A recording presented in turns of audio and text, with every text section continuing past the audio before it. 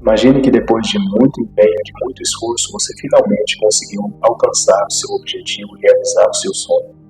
E você concede a algumas pessoas de sua confiança a oportunidade de participarem desse momento tão feliz de sua vida e colherem junto com você os frutos de tanto esforço e de tanto trabalho. Mas quando você menos espera, acontece algo que você nunca imaginou que poderia acontecer. Essas pessoas de confiança começam a tramar pelas suas costas. Quando você se dá conta, elas te traem e arrancam de você tudo aquilo que você conseguiu com tanto esforço e com tanto empenho. O que você vai fazer agora? Era a década de 70. Em uma família humilde, crescia um garoto muito curioso e inquieto. Esse garoto passava horas a fio desmontando aparelhos eletrônicos na garagem de sua casa e depois montando-os novamente. Aquela família não era rica, aquele garoto não tinha nenhum diploma. Muito pelo contrário, aos olhos das pessoas, ele era um garoto esquisito e fugia do padrão. Enquanto os outros garotos da idade dele estavam sonhando com carros, com festas, com diversão, ele ficava lá, naquela garagem, solitária e silenciosa, montando e desmontando aparelhos eletrônicos. Mas a cada aparelho que ele montava e desmontava, ele tentava desvendar os mecanismos de funcionamento daquele aparelho e quaisquer padrões que pudessem existir entre eles. Aos poucos, esse jovem foi tomando gosto por aquilo, e a sua sede por conhecimento foi aumentando cada vez mais. Até que por fim, aos 21 anos de idade, junto com um outro amigo de engenharia, eles se propuseram a criar algo que até então era revolucionário. Eles deixaram claro a intenção de criar um computador que fosse pequeno o suficiente para caber em cima de uma mesa. Isso na época era algo muito inusitado, porque os computadores eram gigantescos e custavam muito dinheiro. E para falar em dinheiro, eles não tinham nenhum. Eles não tinham nenhuma estrutura. Eles não tinham investidores. Eles tinham apenas aquela garagem apertada, cheia de fios espalhados pelo chão e cheia de máquinas improvisadas e muita vontade de fazer acontecer. Por fim, depois de muita dedicação e empenho, eles finalmente conseguiram alcançar o seu objetivo de criar um computador pequeno o suficiente para caber em cima de uma mesa. Aquele computador foi o início de uma mudança na vida daqueles dois jovens.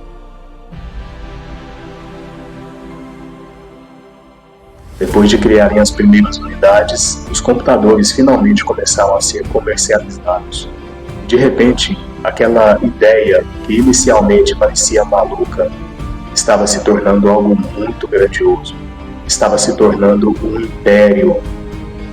A empresa que nasceu com a criação daquele computador começou a crescer e a faturar milhões.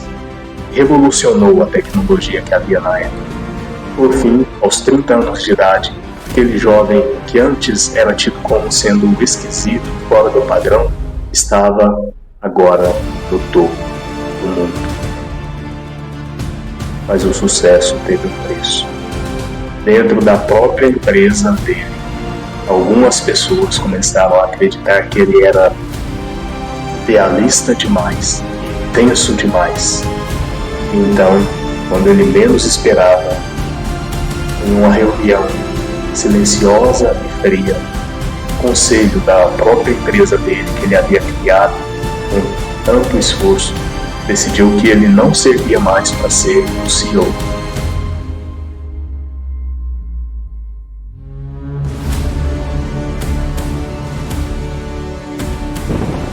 Ele havia entrado naquela sala, naquela reunião, como sendo o líder da empresa, como sendo aquele que fundou a empresa. Mas quando ele saiu daquela reunião, ele era um homem sem rumo, sem trabalho e sem chão. Ele foi traído por aquelas pessoas que ele tanto confiou. depois de anos de luta, depois de anos de sacrifício, isso simplesmente foi arrancado dele. Como você se sentiria se estivesse no lugar dele? Você ficaria com raiva? Ficaria com vergonha? Ficaria com medo? Ou você ficaria com tudo isso ao mesmo tempo? Foi exatamente assim que ele se sentiu. Ele era humano, assim como nós, e ele tinha esses sentimentos. O que você faria no lugar dele? Você iria desistir de tudo, iria se trancar no quarto e achar que não tem mais jeito? Iria assumir um papel de vítima? Pois saiba que ele decidiu transformar a humilhação em um combustível.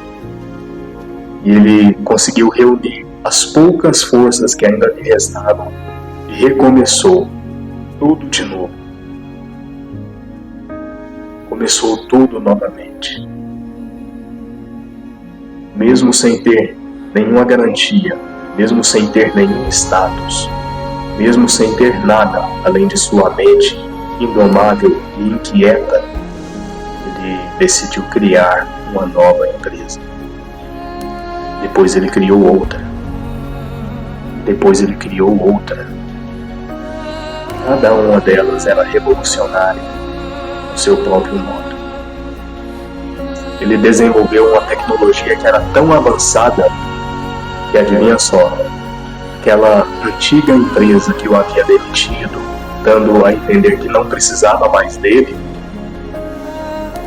teve que comprar essa tecnologia. Aquele homem que havia sido rejeitado, ele se tornou essencial para aquela empresa. E ele retornou àquela empresa, mas desta vez ele não retornou como alguém que poderia ser substituído. Ele voltou como um líder que transformaria aquela empresa decadente no maior império de tecnologia. E foi então que ele criou algo que mudaria o mundo para sempre. O ano era 2007. A plateia estava em silêncio. Ele subia ao palco segurando um pequeno dispositivo nas mãos. E então ele disse apenas algumas poucas palavras. Abre aspas. Hoje vamos reinventar o telefone. Fecha aspas. Naquele momento em diante, o mundo nunca mais seria o mesmo. O iPhone foi um dos maiores marcos da tecnologia moderna, mas a maior lição não está no iPhone, está no homem por trás dele, Steve Jobs. Foi rejeitado, foi humilhado, foi derrubado, mas nunca deixou de acreditar. E é por isso que hoje ele não é lembrado como um homem que fracassou. Ele é lembrado como um dos maiores inovadores da história. Agora eu pergunto a você, caro ouvinte, você já se sentiu rejeitado? Já teve a sensação de que o mundo inteiro duvida de você? Você já foi injustiçado? Se a sua resposta for sim, saiba que o fracasso não define ninguém. O fracasso nunca definiu alguém. O que define alguém é o que esse alguém faz depois de fracassar. Então, o que você vai fazer com os desafios da sua vida? Você vai permitir que eles esmaguem você? Ou você vai usá-los como degraus para subir ainda mais alto?